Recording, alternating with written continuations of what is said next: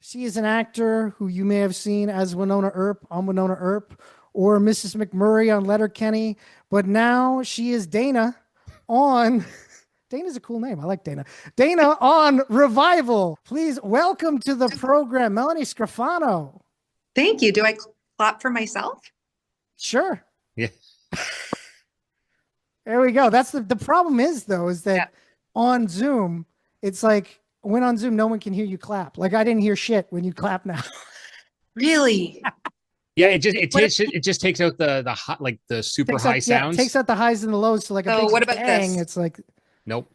No, that's it's pitches too high. It's the way the software works. We have this problem all the time. Yeah. That's hard on my self-esteem. Okay, well then how about this? We'll do this. Yeah. All right. See, there's the stadium crowd. We can do stadium crowd here. And you know what? If you could just multiply that and then put that in the record and then it'll sound, I'm a big fan. Yeah. Yeah. The thing is right now is we got tons of people listening live at home that are cheering, wishing you could hear them. So do I. Yeah. So just imagine it in your heart. You know it's there. You know it's there. You got your fans. You got big fans. Tons of fans. Come on now. You know, it's just when you can't hear them, there's something so fun about like being in a here's the thing. When you're in a room like at a convention or something and you're doing a panel, you get the immediate feedback of like if something you said is dumb and it's crickets, you know. But if something you said is amazing, you know. But right now I'm like, I don't know. I do not know. Throughout the thing, every time you say something awesome, I'll just give the thumbs up. If you don't mind. If it's not too much to ask. Oh man, well no, it's so good to talk to you again. I think it's been years. I think the last time I talked to you was just before the 3rd season of Winona Earp, and then before that it was for Bad Blood. Yep, and at Fan Expo. And so it's good to talk to you once again. And for a show like Revival, really enjoying it. Of course, it's based on the 2012 Image comic. For people who haven't heard about the show, what's Revival all about? Oh God, this is the worst question you could ask me, sadly. Okay, all right, now let's do this. So Revival takes place in 2008, actually. So it's a period piece. And it's about an event that happens whereby everybody who died in a period of kind of 2 weeks comes back to life. And it's how we deal with these people and how we deal with the people who are different, but also there's also some murders to solve. So it's also kind of a true crime situation. No, those the people coming back to life. It's so interesting that as you watch the show, it very much can be taken for a lot of things and how we other people in this world. Like I see when I watch the show, I think of like things like, immigration and, like minorities, people of color, people of different orientations, like all these things can kind of be seen on how sometimes, a small town and even a big city or whatever, how they'll other people. And it's just really strong, like without beating you over the head, but it feels like automatically relatable. Yeah, I think this time in the world is a really good time to be telling this story and to kind of go, you see what we're doing, right? Because we're not just doing that in the show. We do that out here. Yeah. So, yeah. Yeah, it's not just small towns. It's there's whole countries that do such things. Because like in this week's episode, it's a little bit more blatant at one point when the governor comes to town and they're talking about how to deal with revivers. And it's like as I watched the show, and I read the comic back in the day and really enjoyed it, and so I was excited to see the show. And as I'm watching it now, two things strike me. Is one is how you guys have been relatively faithful to the book up to this point, I'll call it. Like with, obviously in the first episode with the big scene, with the scythe, and like that was pretty. I was like, oh, this is literally. I was looking back through the books. I'm like, this is literally like panel for panel. But the other thing is that really struck me is like, I don't know what I would do if I was in town when all this went down. Like, at least with zombies, you know what to do. Mhm. And with revivers, like you don't. Like, there's that group that thinks they do, Mhm. and then there's people like yourself who are just treating them like people and like trying to live that life. Was that when you were brought onto the project, was that something that really attracted you to your character and to this world in itself, that it is showing that duality? Yeah, definitely. Because I just remember going, oh, this is COVID, but it's like, but it's different. But it was the same where it's like you have the maskers and the anti-maskers and and like everyone's right and everyone's wrong. And then you have like how the politicians deal with it, where they really treat it as, like the governor reminds me of the way, they're just kind of going, okay, well, what's going to save my ass in this situation as a politician? How do I shut this down and make it go away? And then you have people who are like, well, you can't make people go away. Like, this exists. Right. This continues to exist, even if you don't want it to.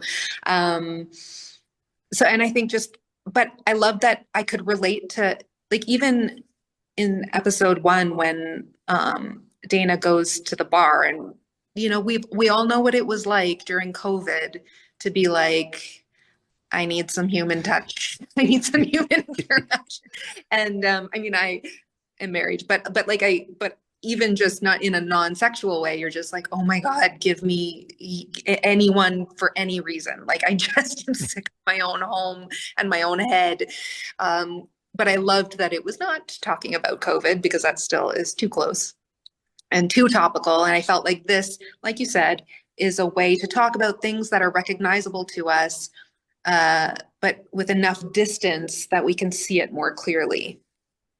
Yeah. No, totally. Yeah, no, that's definitely there. Now, you bring up the bar, and of course we do see Dana at the bar in the first episode with a fun sort of, it's kind of like we meet them after the meet cute sort of thing. And then they meet again between Dana and Andy when they end up working with each other. My favorite moment so far has been when M steals Dana's car and Dana has to ask Andy to drive her to find the car. It's that moment when when you get out of the car and it's like, we should do this again sometime. And he's like, what, do you mean like give you a ride? And you're like, that too. Like, you're basically trying to be like, hey, it's very much like Dana's being funny and awkward, but trying to be vulnerable. And like, Andy is like part not getting it and part like, I don't want to address this right now. Like, he's avoiding it. And it was just playing that moment. The two of you guys had some great chemistry on camera. What's it like to work those scenes with Ibrahim? So Andy's just really great about, well, the funny thing is, I don't think he knows how good looking he is. So in real life, I'd be like, just own this moment, dude. But that's what I think is his charm. Like, he doesn't realize that he's a leading man. And so everything he does is that kind of insecure, awkward, like, me. And I think that's actually really endearing to many people. I think Dana is smitten by him, but also just like, oh, don't make me do all the work. Because I'm busy and I'm tired. And so, yeah, it's always just really fun that he doesn't come at it from like a cocky place, which then just endears me to him. And he's just really funny. He's really good at accents. So between the scenes, he'll just be like doing accents for some reason, and they are always spot on and hilarious. And so, yeah, we just have a lot of fun together, and hopefully it shows in the scenes. Oh yeah, no, for sure. It's like, and looking at the rest of the cast, like whether it's Romy or David, like, Steven, like there's a ton of people in the show, and some of them you haven't quite always had a lot of scenes with yet. Mm-hmm. but what's it like with the rest of the cast? Like some of the stuff I've seen with you and Romy talking, and stuff like that, it seems like there's a very like sisterly bond there, even though it's off camera. But with David as your father, because I'm not gonna lie, Wayne is a hard ass, Yeah. and I'm like, dude, this is no bueno, man. Yeah. But what was it like working with them? Like not as you're in your performances themselves. Like how easy was that? Really easy, I think. Well, for Romy, I won't even. It was really easy. It's really easy with her. You hit the nail on the head. I think with David, it's also really easy in a different way. He comes from such a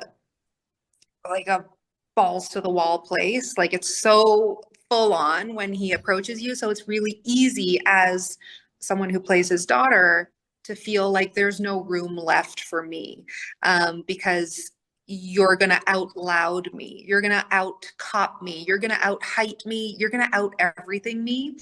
So it's really fun to try to fight back against all of that as his daughter. And he just, he is a huge guy and I would not mess with him. And, and he's also massive heart, like an absolute teddy bear. And as most of the toughest, scariest people tend to be, like they're just also like sweet and kind and genuinely full of love. And I think that the way Wayne shows that is like through like his love is like stern almost, but that's how he shows it. And I think that's really hard for Dana because she's just like, I know you're cuddlier than this. Can you stop with whatever's happening here? And yeah, it's just a gift to be able to, it's not halfway, he doesn't play it halfway. So I don't have to play it halfway with him. We have so many actors on the show that Steven is always just every take is a little bit different. So you can never get bored. You're just like, what's going to happen next? And so you're always kind of paying attention. And then we have a lot of stand-up comics on the show, people that I've really admired for a long time. And I've always said like stand-up comics are obviously hilarious, but they can also really do dramatic stuff really well. I don't know why. Mark Little, who I've been obsessed with for years, is on the show. And then, Nikki Payne, I can't speak highly enough of the casting on this show. No, totally. Yeah. We got an email in from Gloria W that says, hello tonight, geeks. I do love Melanie's roles. If she binge watches anything, what is it?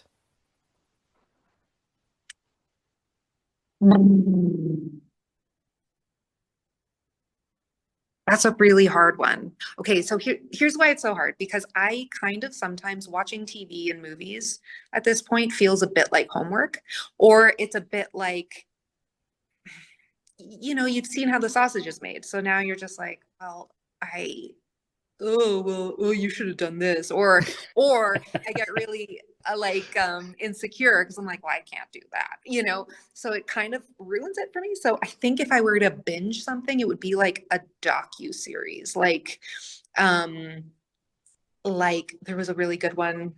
I forget what it's called. Something in Cork, A Murder in Cork or something. It was like true crime, but it was really, a docu. I have no business doing docu anything. So it was like I could lose myself in that type of thing.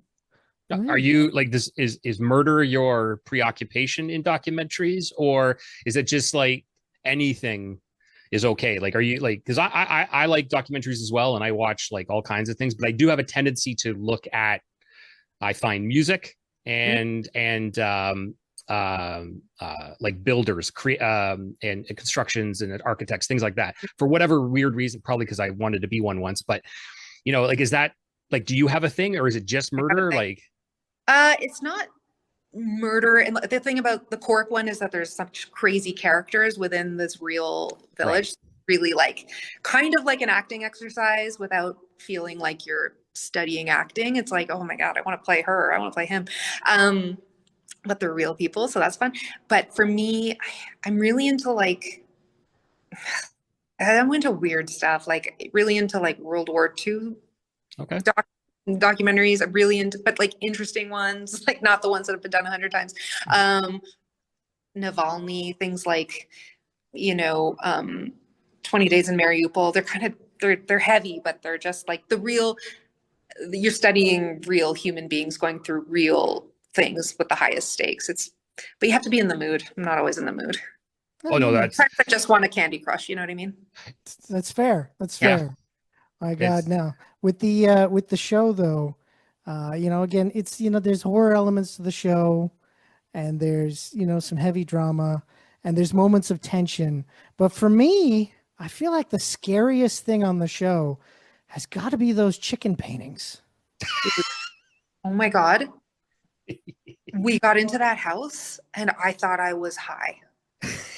It was wild. And it was a real house. We had not done anything to that house. And the chicken paintings fit in perfectly with the decor. And that was the worst part for me. Oh my God. Yeah. And I saw your Instagram where you were walking through it and like giving the little tour. I am impressed to hear that it was real, because I just figured you guys went in and just did crazy paint. No, that is how they live their lives. my God. Yeah. Okay. My God. And like, I just want to know what that does to you. Like, I would be fidgeting and hyper at all times. I like, my blood pressure would be high. Everything was red and swirly. My God, that's It's crazy. It's a lot. That is Did you quite like a bit. chicken paintings? I did.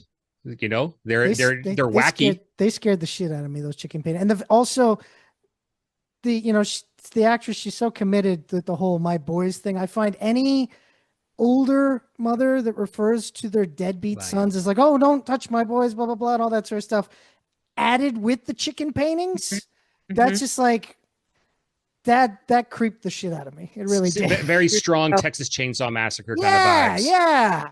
I never considered how creepy it is that she's like, my babies. And I'm like, they're 100'2" and too old for you to be doing this. Exactly. She probably calls in sick for them at work kind of thing. And you're Probably.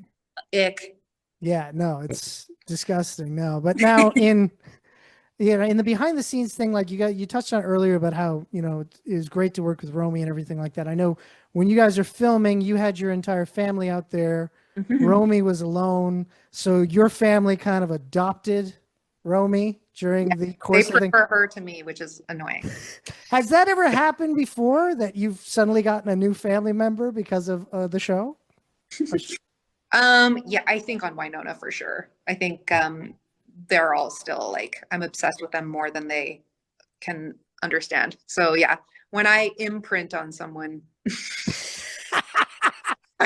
You definitely make your mark. Yeah. Yeah, I stop short of peeing on them, but like if I could.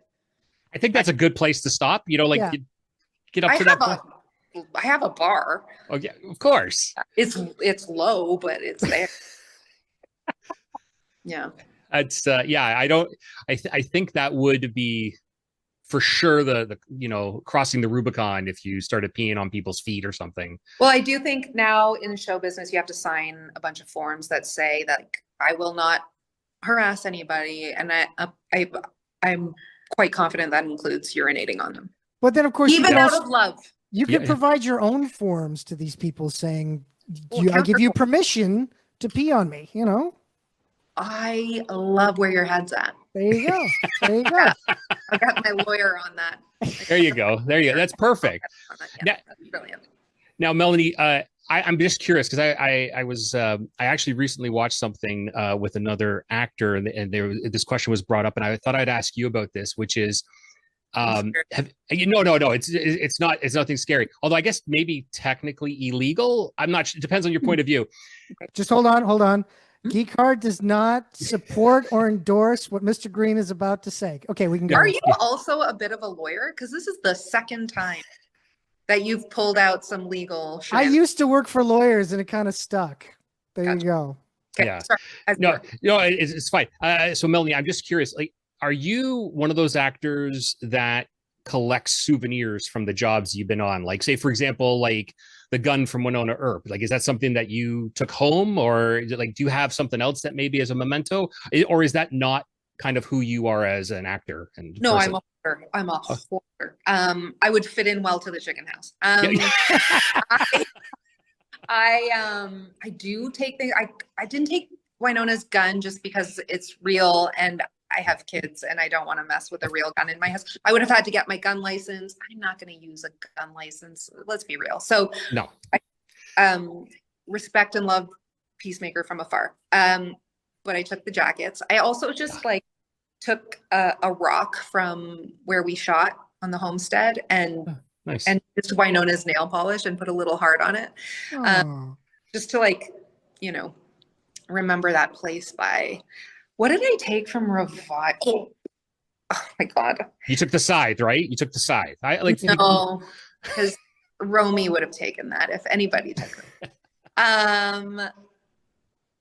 I took the stupidest thing. It's huge. I took and I think episode 1, there's like a marquee with lights at a movie theater. And it's like, It's a Wonderful Life playing. And I was like, that's a real marquee with like real lights. And I was like, can I have it? And they're like, sure. And it's in my house and it goes floor to ceiling. It's so, oh my gosh. What am I doing with it? What am I going to do with it? Now I have a big sign that says It's a Wonderful Life with like all year. I know someone who would buy that from you. He's the other person on this call. Honestly, I would put it on the front of my house. I literally would. I wouldn't like it. I would be an argument between me and Candace, but I would be wanting to do that because name your price and it's yours. Yeah, we'll talk because I love this thing. I loved it so much until it was in my house. Ooh, I could say that about a lot of things in my house. I get it. You're out. Are things okay with you and Candace? Great. Everything's okay, fine. right, Everything's fine. Sure. Okay. I'm just saying I can appreciate it because I don't know how many times I've been out in the world and I go, oh, I want that. You buy it, you bring it home, and then you're like, a couple weeks later. I'll tell you why. It's because in context, like of the real world, it looks great, and you're not seeing it in context of all your shite. And then you get it home and you look at it with all your shite, and you're like, oh, now I have more shite. But like, it's true. Real world, it's the different context. It fools you, and that's how they get you. There you go. That's 100%. how they get you. Yeah. And that's how shite becomes your shite. There we go. We learned something today. We did. Oh my gosh. Well, we're going to wrap this up. But before we do, of course, one of the big things about Dana's character is that she loves herself some chocolate glazed donuts. Yeah. What is your favorite type of donut? Oh, no. I don't know. Like, it depends on the day. Listen, a good chocolate glaze that it's like a bit hard on the outside, but then on the inside it's just super fresh. Super fresh. Yeah. Day long. Even the what's the sour glaze? Like the oh yeah, sour cream glazed. Yeah, they're good. Yeah, sour cream. But then sometimes you want some filling, and then it's like a Boston cream. There you go, Boston cream. That's all great choices right there. So people, if you're looking for the right donuts, Melanie will steer you in the right direction, definitely. Well, thank you so much for coming back on the program. It's a delight to talk with you, and I look forward to the rest of Revival and hopefully many seasons to come. And of course, all the other projects you're working on. Of course, you're always welcome back here. Thank you. What were you guys talking about before I got here? We just started the show. We were just like introducing people to the show. Yeah, he was talking about how I turned into a shut-in over the past turned into a shut-in. Okay.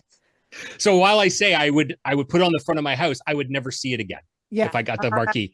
But I would know it's there, and that would make him happier. And you'd be such a big fan for, like, your neighbors would love you so much. Oh, they absolutely would. Yeah. But you know what? But for Melanie, for me, it's not the marquee part of it. It's because it's a Wonderful Life. Because I am a massive. It's because it is my favorite film of all time. So cute. Okay. Yeah. Well, there you go. We'll talk. Yeah. We'll talk definitely. Well, Thanks Melanie, again, thank you so much. Thanks. Have yourself a great night. You too. All right. Bye, everyone. Bye-bye. Do I hang up? Yeah. Yeah. Hey. Bye. Oh, so awkward.